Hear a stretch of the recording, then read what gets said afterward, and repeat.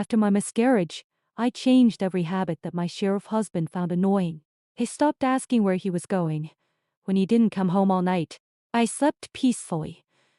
After getting injured in a drug enforcement operation, the doctor asked me to notify my family. I calmly replied, I have no family. The nurse recognized me as Mrs. Shun and said Captain Shum was in the adjacent station. I shook my head, but half an hour later, Shun Yizhen still came. His voice was cold and hard as he demanded to know why I hadn't contacted him. I lowered my eyes and said, it was a minor injury. Not worth disturbing Captain Shina. Outside the door, officers were chatting. Captain Shum was so attentive to Miss Shaw. She twisted her ankle singing at a nightclub, and he dispatched a police car and carried her in his own arms.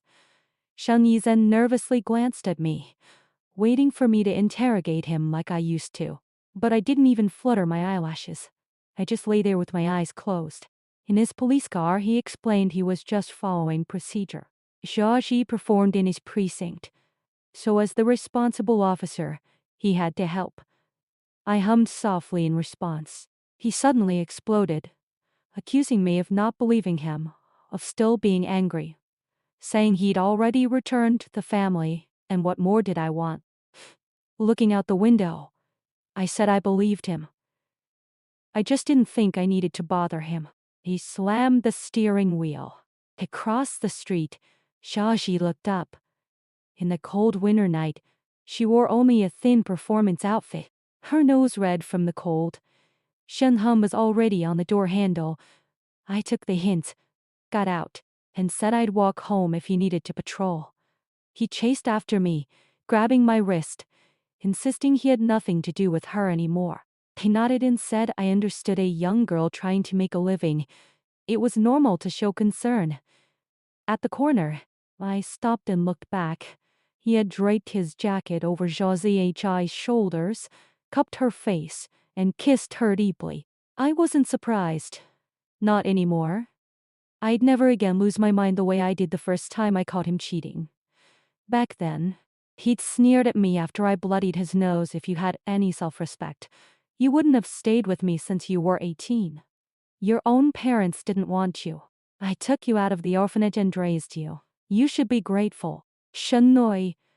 I had both grown up in orphanages. When I was 18, the director tried to sell me to an old bachelor. He pulled me over the wall as we escaped. He turned back and shouted, "Then I'll protect her for life." He rented the cheapest room in the city, signed up at the police station, and promised to transfer me once he'd earned enough merit. His rookie year, he worked like mad in the serious crimes unit. Before every dangerous mission, he'd put my photo in his breast pocket. I worked a desk job at police affairs. In our poorest days, we shared a single bowl of instant noodles for New Year's. He eventually joined the Special Tactics Unit, and I transferred to intelligence analysis. His rank climbed higher and higher, and the colleagues around him changed more and more frequently. Then I found a lipstick stain inside his collar. He said he'd accidentally brushed against a girl who'd twisted her ankle. He told me to stop being so suspicious. I started checking his mission logs, his call records, even sneaking around the station. As if out of spite, he really did start cheating woman after woman, even showing off scratch marks on his back to provoke me. A year ago, he suddenly settled down, keeping only one girl named Shaoxi. I had her investigated. When I saw her photo, I broke down. She looked exactly like me at 18, innocent and clear-eyed. He'd rather love a substitute than love me. That night, I slit my wrists in the bathtub. He broke down the door, his hands shaking, and carried me to the hospital, his eyes bloodshot. He swore he'd never see anyone else again. That same day, the department found me. 2 names had been added to the list of martyrs from the drug war years ago, my biological parents. I held the file, my fingers cold. After hanging up, I went to the window. He was holding Zhao tightly in his arms, telling her he couldn't leave me yet because I was emotionally unstable. But once I was better, he'd give her the answer she deserved. They kissed like star-crossed lovers. On the 7th day in the hospital, I understood. I had to leave him. I had to cut it all away myself. I filed for divorce and a transfer. When I went to return the first temporary dormitory we'd ever been assigned, the door was ajar. Through the crack, I saw Shazi Hi's performance costume scattered on the floor. He had her against the wall, on the hand gripping her hip. He still wore our wedding band. I clenched my fists, exhaled slowly, pulled the door shut, and left. A young female officer asked if I wanted to report it. I said no. He caught up with me downstairs. Breathless, his collar crooked. He asked what I'd heard. I said I was just passing by to return the key. The door was closed and I left. He visibly relaxed. He'd been on a mission all week. He said, "I only lent Shaji the key because she needed a place to rest." I didn't bother exposing his lie. As I turned to leave, glass shattered behind us, then flames erupted. He grabbed my chin, his eyes blazing with fury. He thought I'd set the fire, that I hadn't really let go. He shoved me aside and ran into the flames. I was about to leave when I remembered my divorce papers and my parents' inheritance documents were still locked in that room. I grabbed an extinguisher, smashed the glass, and climbed through the window. He was carrying Georgie out. When he saw me, his eyes went cold and he demanded to know what I was doing there. I went to the safe. The moment it opened, the chandelier crashed down. He instinctively shielded Georgie and jumped back. I was thrown by the blast, and everything went dark. I woke up in the hospital. He had opened the file bag. It contained our marriage certificates. He asked if I'd almost gotten myself killed just for these. I said without them, I couldn't submit my divorce papers. He frowned, saying we all would have been fine. Why did I have to force him to make such an impossible choice to prove I mattered? He explained that he saved Georgie first, because she had no protection while I had emergency training. I hummed inferently. He said he'd return to the family and would have no more to do with Georgie, that she just came from a difficult background and he was helping her through official channels. I finally looked at him. My eyes were as still as dead water. My calmness drove him mad.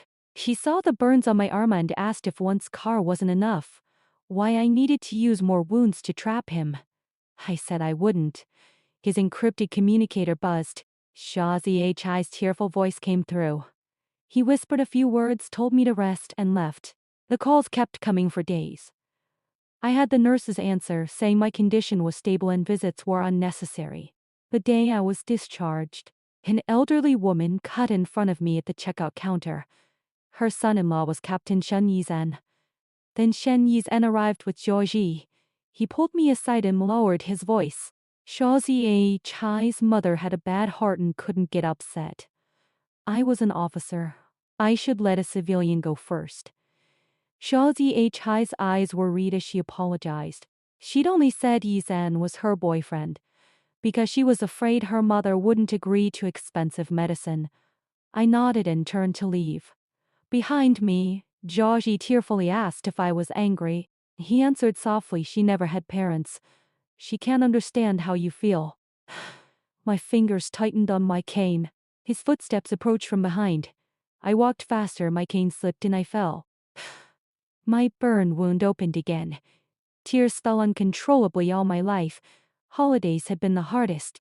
Watching warm lights in other people's windows, hearing their laughter, it cut like a dull knife. He knew better than anyone how much that scar hurt. But now, to comfort Georgie, he tore it open again and again. He rushed over to pick me up. Before he could speak, a thermos flew through the air. Hot soup splashed across my face. Shazi Hi's mother was shaking with rage, calling me a seductress. She slapped me, then hit me with her cane. He caught the cane and told her to calm down, then turned and whispered urgently, "She has severe heart disease. I'm begging you, don't cause a scene right now." He even pulled out my medical records. The old woman glanced at them and sneered, "So crazy from being a cop that she's lost her mind. No wonder her parents died young." Nobody taught her better. He escorted her away. He never looked back at me. I sat on the ground. There were no tears left. A kind nurse helped me back to the treatment room and asked if I wanted her to call internal affairs. I shook my head, asked for discharge papers, and went back to the dorm. I started packing. Xiaoji posted a photos he was wearing his police jacket, leaning against his chest. The caption read, "Through the storm, I found you. It's worth the pain." I scrolled past and followed her. The taxi was waiting downstairs. I told the driver, "Hong Kong International Airport." As we pulled away, a black police car passed us going the opposite direction. The rear window was half down. He was talking to someone beside him. She was leaning on his shoulder, smiling. The two cars sped away in opposite directions. In the rear-view mirror, the station gate grew smaller and smaller. Shan Yizhen this time. It's really over. When my flight landed in Hai Cheng, it was late at night. Deputy Commissioner Zhu Zh. I Hang walked toward me across the tarmac and saluted. My father, Lin Zan, had been his classmate at the academy. My mother, Zhang Yu, he had personally recruited into the drug enforcement unit. He took my luggage and brought me to the house my parents had left behind.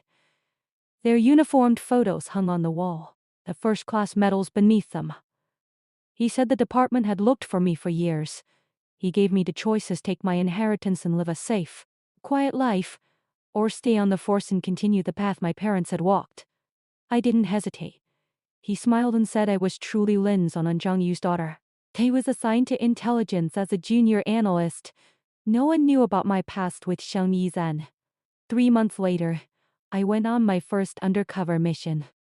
We took down the drug den. That night, I placed white chrysanthemums on my parents' grave, saluted, and whispered, "Mom, Dad, I'm home." 6 months later, Shan Haisen found me in Hai Cheng. I was in the middle of combat training. He wanted to talk about the divorce. I had him taken to the visitor's room. He looked thinner, gaunt. His voice was hoarse as he said he hadn't signed the papers, that we were still married. I said after 2 years apart, the divorce could be finalized unilaterally. He grabbed my hand and said he was wrong. He'd taken care of everything with Xiaoji, and the fire had been her fault all along. I asked if he was trying to tell me I misunderstood everything. He shook his head and asked for another chance. I walked to the window, my back to him. "Do you remember the first mission we did together?" I asked. "Border drug enforcement. You lead the assault team. I handled intelligence. The night before.